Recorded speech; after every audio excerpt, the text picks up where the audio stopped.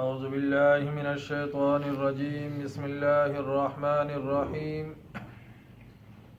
فرجع موسیٰ پس لوٹے موسیٰ علیہ السلام الی قومہ اپنے قوم کی طرف غضبان آصفا غصے میں بھرے ہوئے غمگین قالا فرمایا یا قومی اے میری قوم الم یعدکم کیا نہیں وعدہ کیا تھا تم سے ربکم تمہارے رب نے وعدن حسنن ایک اچھا وعدہ افطالا یا پھر طویل ہو گئی تھی علیکم تم پر العہد مدت ام اردتم یا چاہتے تھے تم ان یحل علیکم کہ آ پڑے تم پر غضب من ربکم غضب تمہارے رب کا فاخلفتم موعدی اور اسی لیے خلاف کیا تم نے مجھ سے کیے وعدے کا قالوا انہوں نے کہا ما اخلفنا نہیں خلاف کیا ہم نے موعدہ کا تیرے وعدے کا بملکنا اپنے اختیار سے ولکننا حملنا بلکہ ہوا یہ کہ ڈال دیا گیا تھا ہم پر اوزارن بوجھ من زینت القومی لوگوں کے زیورات کا فقذفناها پس ہم نے اسے اتار پھینکا فکذالک القی السامری اور اسی طرح کچھ ڈالا سامری نے بھی فاخرج لهم پھر نکال لایا ان کے سامنے عجلاً بچڑے کا دڑ جسد لہ خوار جس میں سے گائے کی آواز نکلتی تھی فقالوا پس وہ کہنے لگے ھذا الہکم یہی ہے تمہارا معبود و الہ موسیٰ اور موسیٰ علیہ السلام کا معبود بھی فنسیا لیکن وہ اس سے بھول گیا افلا یرون کیا نہیں دیکھتے یہ لوگ اللہ یرجع الیہم قولا کہ نہیں جواب دیتا وہ ان کو کسی بات کا ولا یملک اور نہیں اختیار رکھتا لہم ان کو ضررا نقصان پہنچانے کا ولا نفعا اور نہ نفع پہنچانے کا۔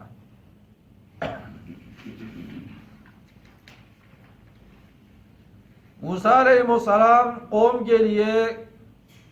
کتاب کو لینے کے لیے کوہ طور پر گئے سرکردہ افراد کو ساتھ لے کر 40 دن کا اعتکاف فرمایا۔ 20 دن گزرنے کے بعد اللہ نے فرمایا موسیٰ آپ کی قوم جو ہے وہ فتنے میں ڈال دی گئی ہے۔ موسیٰ علیہ السلام چونکہ قوم کو بڑی مشکلات سے نکال کر لائے تھے، فرعون کے ظلم اور جبر سے ان کو نکالا، پھر فرعون پیچھے لگا، بڑی مشکل سے یہ اپنے اس قوم کو لے کر اللہ نے دریا کے اندر راستے بھی نکالے، فرعون کی غلامی سے اللہ نے ان کو نجات عطا فرمائی۔ اب موسیٰ علیہ السلام نے ہارون علیہ السلام کو اپنا نائب بنایا کہ تم نے بھائی یہاں ان کی دیکھ بھال کرنی ہے اور میں کوہ طور پر جا کر وہاں سے کتاب لے آتا ہوں، اللہ سے ملاقات ہو جائے گی کتاب۔ اب اللہ نے ان کو فتنے میں ڈالا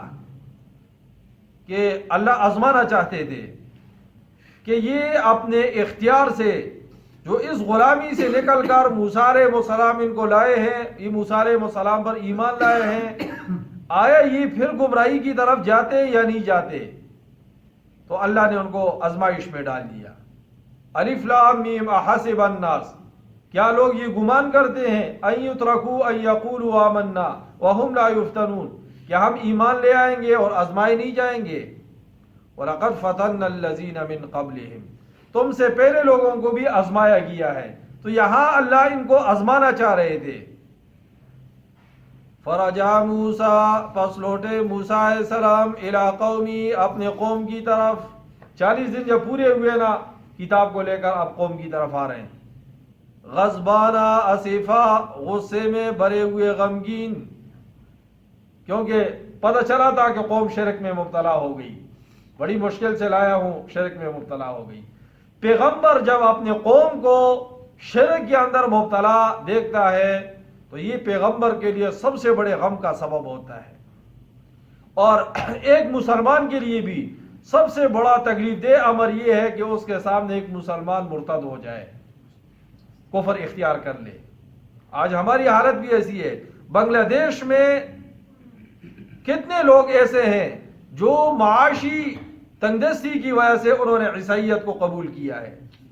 آپ کے ملک پاکستان میں کتنے لوگ ایسے ہیں جنہوں نے معاشی تنگی کی وجہ سے مرزا غلام احمد قادیانی کے اوپر ایمان لایا ہے تاکہ ہمارے مشکلات حل ہو جائے، مالی جو مشکلات ہیں ہمیں وہ حل ہو جائے۔ شادیاں بھی کر لیتے ہیں، شادیاں بھی کر لیتے ہیں، اور یہ لوگ مال کو آگے رکھتے ہیں، سب سے پہلے مال کو آگے رکھتے ہیں، مولویوں کو بھی نہیں چھوڑتے۔ میں نے آپ کو سرگوزے کا واقعہ بتایا تھا، وہی بھی پھنسایا تھا، اللہ نے بچا لیا، اللہ نے بچا لیا۔ فرجع موسیٰ، پس لوٹے موسیٰ علیہ السلام الی قومی، اپنے قوم کی طرف، غضبانہ، غصے میں بھرے ہوئے، آصفاً، غمگین۔ قال یا قومی، فرمایا اے میری قوم، سب سے پہلے آ کر قوم کو خطاب کیا، یعنی آپ اتنے غصے میں تھے کہ آپ کے ہاتھ میں جو تورات کی تختیاں تھی نا، غصے کی وجہ سے وہ زمین پر گر گئی۔ آگے درس میں آئے گا پھر بھائی کو، حالانکہ بھائی عمر میں بڑا ہے، وہ بھی پیغمبر ہے، لیکن دینی معاملے میں موسیٰ علیہ السلام نے بڑے بھائی کو جو ہے نا بالوں سے پکڑا ہے، داڑھی سے پکڑا ہے، سر کے بالوں سے۔ یہ کہتے ہیں کوئی بات نہیں ہے، یہ آدمی اگر شریعت کے خلاف بات کرتا ہے، مولوی صاحب کچھ نہ کہو، عمر میں بڑا ہے۔ وہاں موسیٰ علیہ السلام اپنے بھائی کو جو ہے وہ پکڑ رہے، ہارون علیہ السلام کو، سر کے بالوں سے اور داڑھی کے بالوں سے۔ بھئی قوم شرک میں مبتلا تھی، آپ نے منع کیوں نہیں کیا؟ قال یا قومی، فرمایا اے میری قوم، الم یعدکم، کیا نہیں وعدہ کیا تھا تم سے، ربکم، تمہارے رب نے، وعدن حسنن، ایک اچھا وعدہ۔ تمہارے اندر اتنی صبر نہیں تھی کہ اللہ نے وعدہ کیا تھا میں تورات دوں گا، اور ابھی 40 دن بھی نہیں گزر گئے اور پیچھے جو ہے نا، جیسے تبلیغی جماعت میں کوئی نکل جائے نا چلے کے لیے، دعوت دینے کے لیے جائے اور واپس آئے تو اپنا گھر سارا برباد پڑا ہو، تو اس کو کتنا دکھ ہوگا۔ افطال علیکم العہد، یا پھر طویل ہو گئی تھی تم پر مدت، یعنی کوئی 10 سال تو گزار کر نہیں آیا کہ تم نے پیچھے کام کر دیا ہے، 40 دن تو گزار کر آیا ہوں۔ ام اردتم، یا چاہتے تھے تم، ان یحل علیکم، کیا پڑے تم پر، غضب من ربکم، غضب تمہارے رب کا، فاخلفتم موعدی، اس لیے تو تم نے مجھ سے جو وعدہ کیا تھا اس کی خلاف ورزی کر دی۔ اب قوم نے بھی جواب میں کہا کہ ہم نے اپنے اختیار سے یہ نہیں کیا، اپنے اختیار سے یہ نہیں کیا، بلکہ ہمارے اوپر بوجھ ڈالا گیا تھا۔ بوجھ یہ تھا جب یہ وہاں سے روانہ ہوئے نا مصر سے، تو قبطیوں سے انہوں نے کہا تھا کہ ہم میلے میں جا رہے ہیں، ہمیں کچھ زیورات دے دو، انہوں نے زیورات دے دیے۔ یہ پھر ان کا پروگرام تو وہاں سے آگے جانے کا تھا، تو یہ جب آگے گئے تو راستے میں فرعون اور وہ قبطی تو سارے ہلاک ہو گئے، تو انہوں نے کہا یار اب ان زیورات کا کیا کریں گے، ہمارے لیے تو استعمال کرنا جائز نہیں ہے، اور واپس کس کو کریں گے، وہ تو سارے ہلاک ہو گئے، تو لہٰذا ایسے کر دیتے، اس کو پھینک دیتے ہیں، اس کو پھینک دیتے۔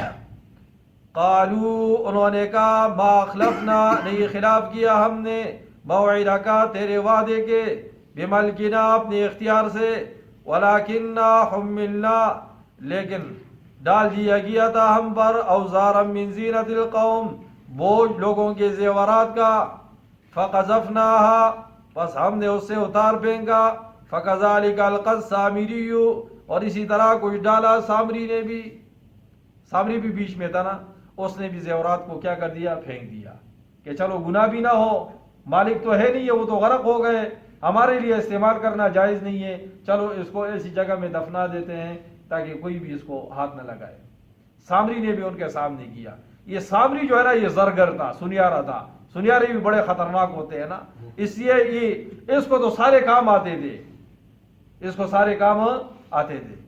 مفسرین نے لکھا ہے،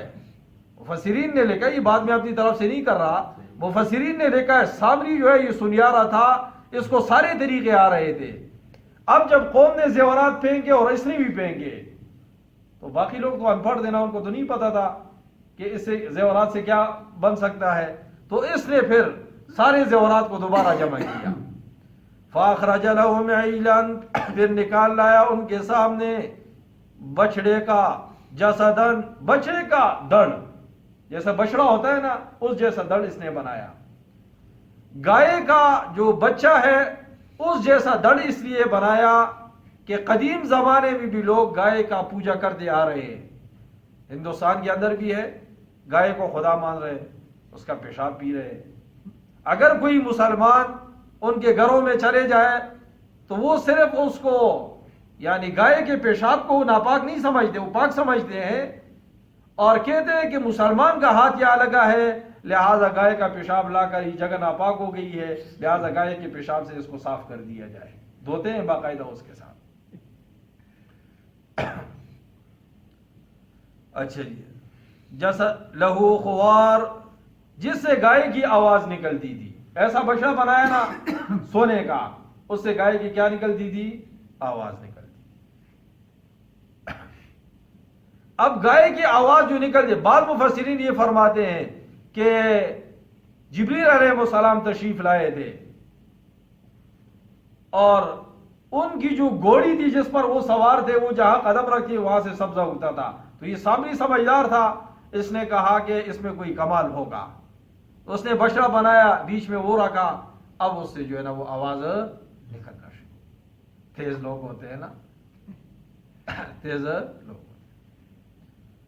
فقالو، پس وہ کہنے لگے، ھذا الہکم، یہی ہے تمہارا معبود، وَإِلَٰهُ مُوسَىٰ، اور موسیٰ علیہ السلام کا معبود بھی، فنسیا، لیکن وہ اس سے بھول گیا۔ اس سے کیا ہو گیا؟ یہ سارا کام سامری نے کیا تھا، لیکن تورات جو آج تورات ہے نا تحریف شدہ، اس میں لکھا ہے کہ یہ سارا کام کس نے کیا ہے؟ ہارون علیہ السلام نے، نعوذ باللہ، انہوں نے منسوب کیا یہ ساری کارروائی ہارون علیہ السلام کی طرف۔ اور آج کے تورات میں یہ بھی لکھا ہے کہ سلیمان علیہ السلام نے اپنی بیوی کے حکم سے جو ہے نا اپنے گھر میں بہت سارے بت بھی رکھے تھے اور اس کی پوجا بھی کرتے تھے۔ پیغمبر سے یہ بعید ہے کہ وہ گھر کے اندر بت رکھے۔ انہوں نے جب یہ بچڑا بنایا تو پھر اس بچڑے کے آگے بعض رقص کرتے تھے اور بعض اس کے آگے کیا کرتے تھے؟ سجدہ کرتے تھے۔ افلا یرون، کیا نہیں دیکھتے یہ لوگ؟ اللہ یرجو، ہمیں دکھ اس بات کا نہیں ہے، دیکھو تورات کے اندر تحریف ہوئی ہے نا، انجیل کے اندر بھی تحریف ہوئی ہے، لیکن آپ اس عیسائی کو اور اس یہودی کو اٹھا کر دیکھیں اور اس سے کہے بھائی آپ تھوڑا سا لیکچر دو ہمیں، ایک عام آدمی جو ہے نا 2 گھنٹے تک لیکچر دے دے گا، اور یہ صحیح کتاب کو ماننے والا مسلمان یہ 100 سال زندگی اسلام میں گزارتا ہے اور یہ کہتے ہیں 70-80 سال گزر جاتے ہیں، کہتے ہیں مولوی صاحب ہمیں نماز سکھاؤ۔ ابھی تک تو نے نماز نہیں سیکھی تو یہ باقی دین تو کب سیکھے گا؟ باقی دین کب سیکھے گا؟ نماز تو اسلام کا ایک جز ہے نا، پورا دین نہیں ہے، ہم مکلف ہے مکمل دین کا، تو جب 80 سال میں نماز نہیں سیکھی تو یہ باقی دین کب سیکھے گا؟ افلا یرون، کیا نہیں دیکھتے یہ لوگ؟ اللہ یرجع الیہم قولا، کہ یہ جواب نہیں دیتا ان کو ان کی بات کا، جب یہ بات کرتے ہیں تو یہ بچڑا یہ تو صرف آوازیں نکالتا ہے نا، باقی تو جواب کچھ بھی نہیں دے سکتا، تو یہ کیسے الہ ہو سکتا ہے؟ ولا یملک لهم ضرا، اور نہیں اختیار رکھتا ان کو نقصان پہنچانے کا۔ کیا نقصان پہنچائے گا یہ تو سونے کا بنا ہوا ہے، آواز نکالتا ہے، ادھر سے اپنی مرضی سے اٹھ کر وہاں نہیں جا سکتا، تو نقصان کیا پہنچائے گا؟ ولا نفع، اور نہ نفع پہنچانے کا، نہ نقصان پہنچا سکتا ہے اور نہ نفع پہنچا سکتا ہے۔ آج بھی ہمارے ہاں یہ عقائد ہے کہ پیر صاحب ہمیں سب کچھ کرنے والا ہے، قبروں کے اوپر جا کر ناک رگڑتے ہیں، قبروں سے جو ہے وہ